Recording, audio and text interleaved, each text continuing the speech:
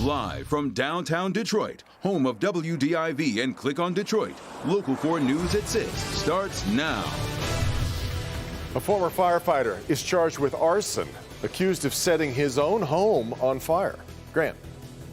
The state investigator announces the most comprehensive look into COVID nursing home deaths we've had yet. Coming up, how long it'll take to get results and what the state health department is saying today.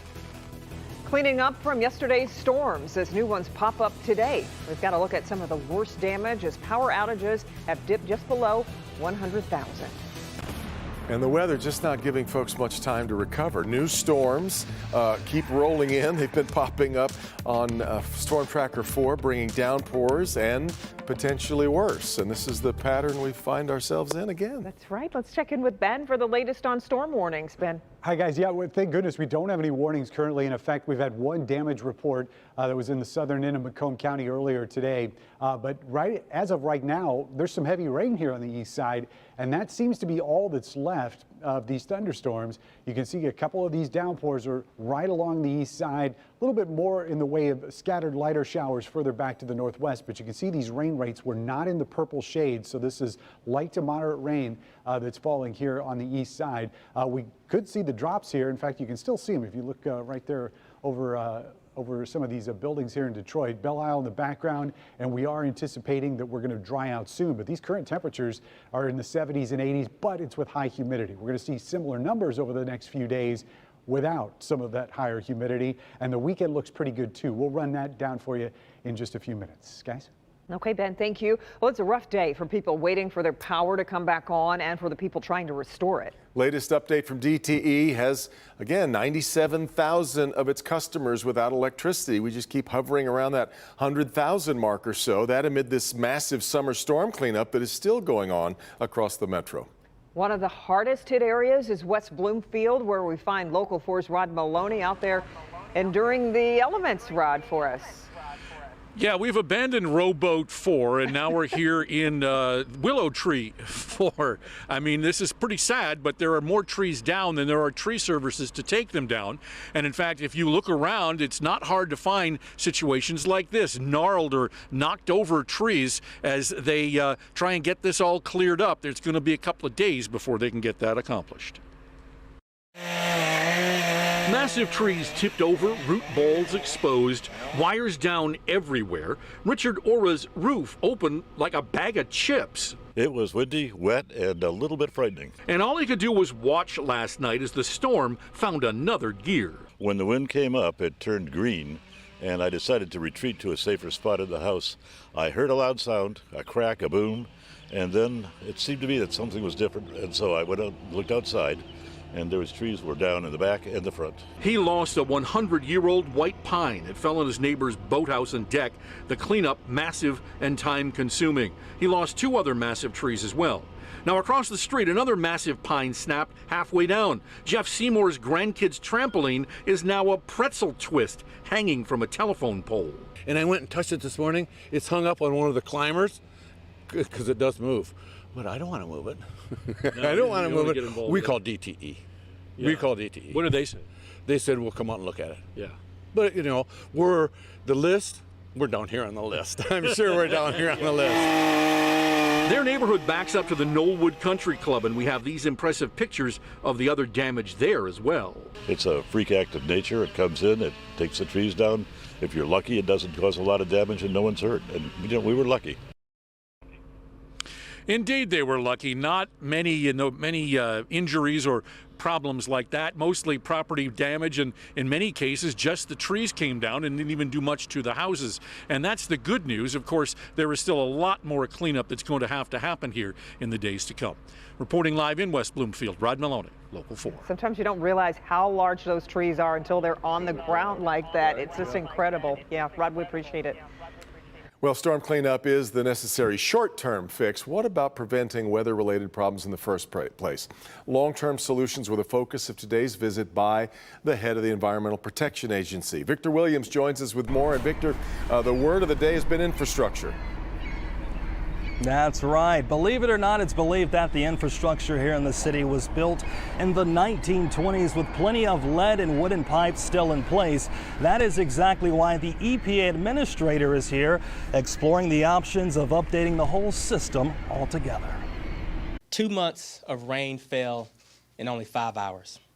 Over 9,000 reports of basements flooded. Environmental Protection Agency Administrator Michael Regan visiting Detroit with one thing in mind, discussing a federal investment proposal in water infrastructure. Here in Detroit, and I know many surrounding communities across Southeast Michigan are suffering as well. We see a prime example of what water infrastructure means to communities. Reagan's tour of the water resource recovery comes on the heels of recent region-wide flooding that has affected thousands in the area. It's almost a scary case of deja vu in terms of major flooding that happened back in 2014. Shortly after the latest flood, we spoke to one of the most recent victims about their frustrations after having to deal with the water in their home for a second time.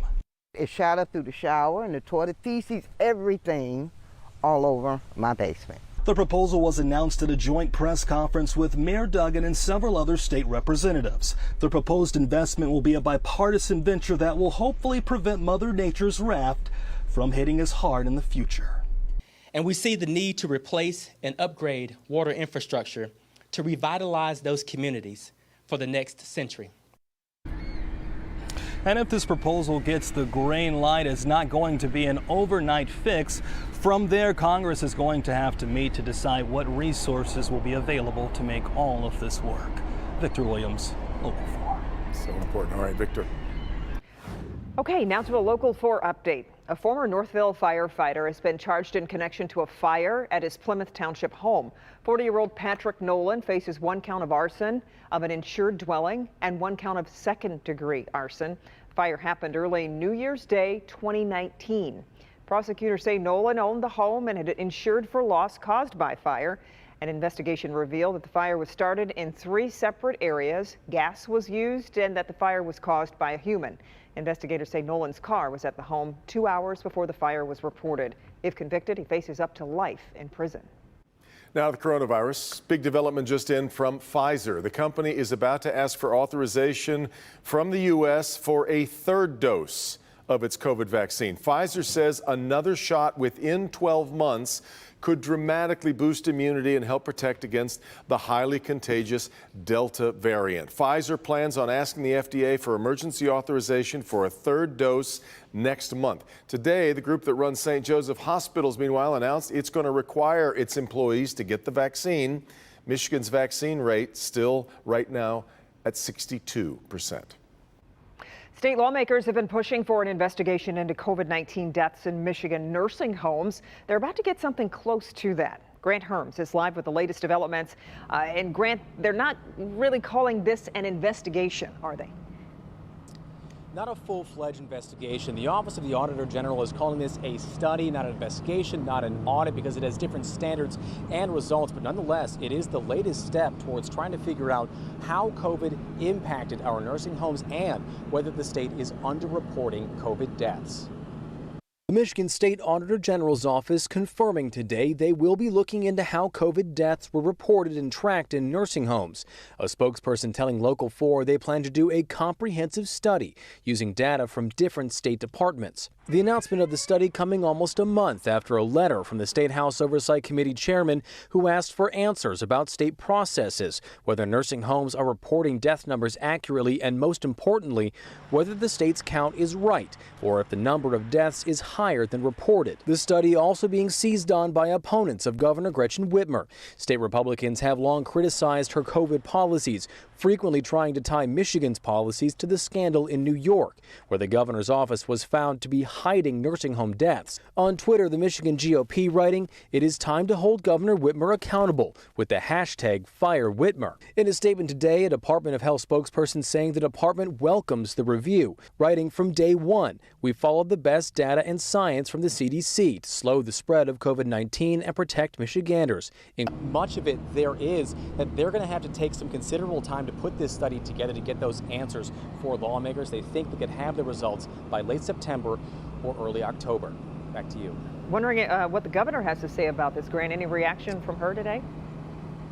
Well, we did reach out to her office today, and they instead pushed us off to MDHHS. But in the past, she has stood behind her policies and pointed to experts and studies, including an independent study from the U of M that backed her up specifically when it came to this COVID patient policy in nursing homes. But we will see what these results are in the fall. Yep, we certainly will continue to follow it. Grant, we appreciate it.